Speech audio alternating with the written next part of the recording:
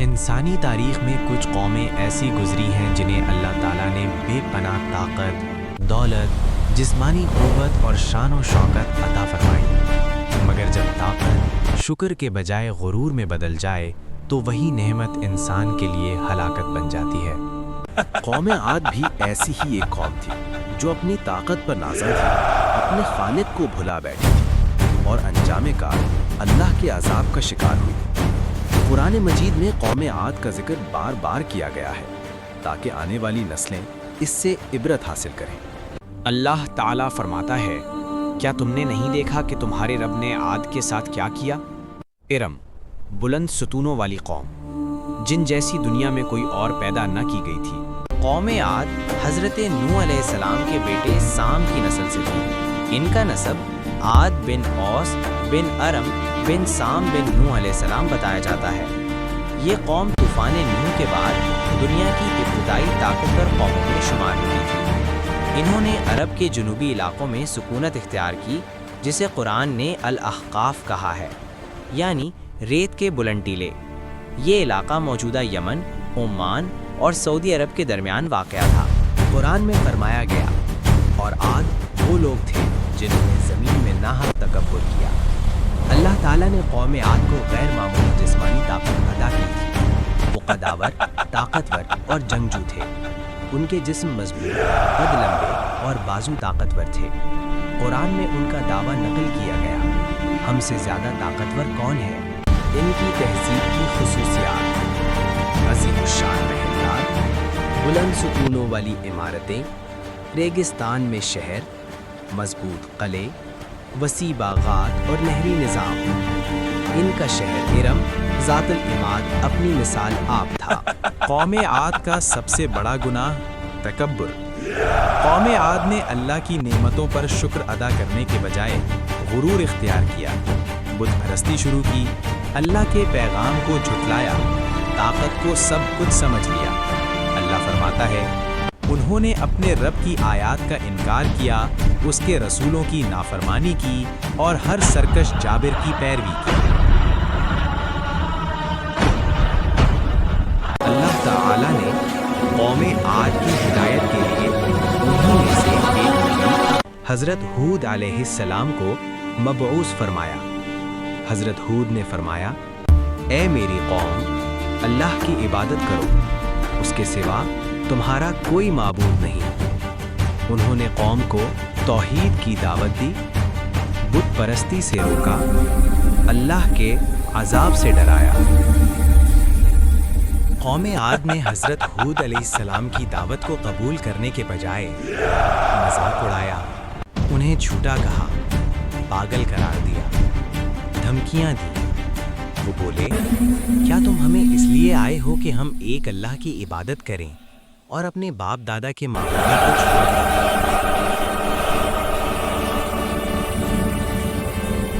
حضرت ہود علیہ السلام نے طویل عرصے تک صبر کے ساتھ تبلیغ کی اور فرمایا، اپنے رب سے معافی مانگو، پھر اس کی طرف رجوع کرو، وہ تم پر آسمان سے خوب بارش برسائے گا، مگر قوم نہ مانی۔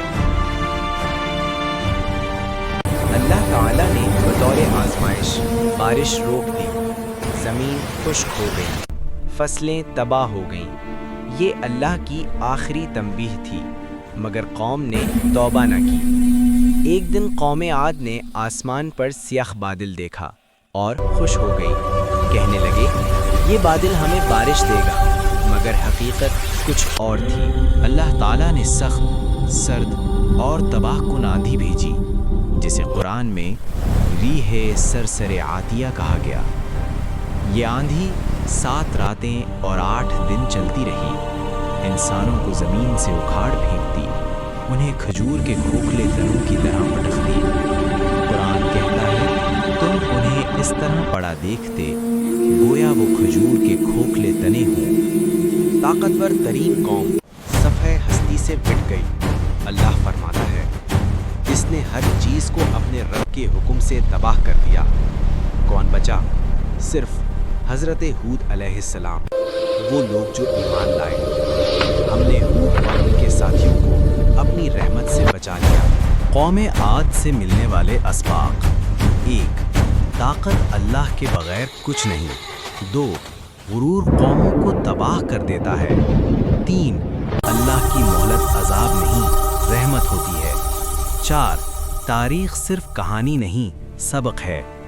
قوم عاد کا ذکر بار بار کیوں؟ قرآن میں قوم عاد کا ذکر متعدد صورتوں میں آیا تاکہ ہر دور کے لوگ سمجھ جائیں۔ بے شک اس میں عقل رکھنے والوں کے لیے نشانیاں ہیں۔ آج کے انسان کے لیے پیغام۔ قوم عاد سمجھتی تھی کہ وہ ناقابل شکست ہے، مگر اللہ نے ثابت کر دیا، بے شک تمہارا رب سخت سزا دینے والا ہے۔ قوم عاد مٹ گئی، مگر ان کی کہانی آج بھی زندہ ہے، عبرت کے لیے۔ دنیا کی تاریخ میں بہت سی قومیں ایسی گزری ہیں جو اپنی طاقت، ترقی اور ظاہری شان و شوکت پر غرور کرتی رہیں، مگر جب انہوں نے اللہ تعالیٰ کے احکامات کو نظر انداز کیا تو انجام کار ہلاکت ان کا مقدر بنی۔ انہی اقوام میں ایک نمایاں نام قوم سمود کا ہے۔ یہ وہ قوم تھی جسے اللہ تعالیٰ نے بے شمار نعمتوں سے نوازا، مگر انہوں نے شکر کے بجائے سرکشی، تکبر اور نافرمانی کا راستہ اختیار کیا۔ قوم سمود کی طرف اللہ نے اپنے نبی حضرت صالح کو بھیجا، مگر قوم نے حق کو جھٹلایا اور آخرکار دردناک عذاب کا شکار ہوئی۔ قوم سمود قوم عاد کے بعد وجود میں آئی۔ قرآن مجید کے مطابق قوم عاد کی ہلاکت کے بعد اللہ تعالیٰ نے سمود کو زمین میں بسایا۔ یہ لوگ عرب کے شمالی علاقے میں آباد تھے، جسے آج مدائن صالح یا الحجر کہا جاتا ہے، جو موجودہ سعودی عرب میں واقع ہے۔ قوم سمود جسمانی طور پر مضبوط، ذہنی طور پر چالاک اور فنی تعمیر میں بے مثال تھی۔ وہ پہاڑوں کو تراش کر شاندار مکانات بناتے تھے۔ ان کی بستیوں میں مضبوط قلعے، خوبصورت رہائش گاہیں اور محفوظ شہر شامل تھے۔ قرآن مجید میں اللہ تعالیٰ فرماتے ہیں، اور تم پہاڑوں کو تراش کر گھر بناتے ہو بڑے اطمینان سے۔ قوم تھمود کو سرسبز و شاداب وادیاں، چشمے، باغات، کھجوریں اور فصلیں عطا کی گئیں۔ ان کے پاس معاشی خوشحالی، امن اور طاقت سب کچھ تھا، مگر یہ نعمتیں ان کے لیے شکر کا ذریعہ بننے کے بجائے غرور کا سبب بن گئیں۔ انہوں نے یہ سمجھ لیا کہ ہم ناقابل شکست ہیں، ہمیں کوئی عذاب نہیں آ سکتا، ہماری عقل اور طاقت ہی ہمارا خدا ہے۔ یہی غرور ان کی تباہی کی بنیاد بنا۔ اللہ تعالیٰ نے قوم سمود کی ہدایت کے لیے انہی میں سے ایک نیک، سچے اور امانت دار شخص کو نبی بنا کر بھیجا، جن کا نام حضرت صالح علیہ السلام تھا۔ آپ نے قوم کو سب سے پہلے توحید کی دعوت دی۔ حضرت صالح علیہ السلام نے فرمایا، اے میری قوم، اللہ کی عبادت کرو، اس کے سوا تمہارا کوئی معبود نہیں۔ آپ نے انہیں سمجھایا کہ شرک چھوڑ دو، اللہ کی نعمتوں کا شکر ادا کرو، ظلم، فخر اور سرکشی سے باز آ جاؤ۔ قوم سمود کے سردار اور طاقتور لوگ حضرت صالح علیہ السلام کی دعوت سے ناخوش ہوئے۔ انہوں نے کہا، کیا ہم اپنے آباء و اجداد کے دین کو چھوڑ دیں؟ کیا ایک انسان ہماری رہنمائی کرے گا؟ اگر تم سچے ہو تو کوئی معجزہ دکھاؤ۔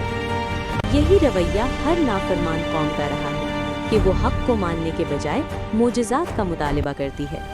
قوم سمود کے مطالبے پر اللہ تعالیٰ نے ایک عظیم معجزہ ظاہر فرمایا۔ ایک خاص چٹان سے اللہ کی نشانی کے طور پر ایک اونٹنی ظاہر ہوئی۔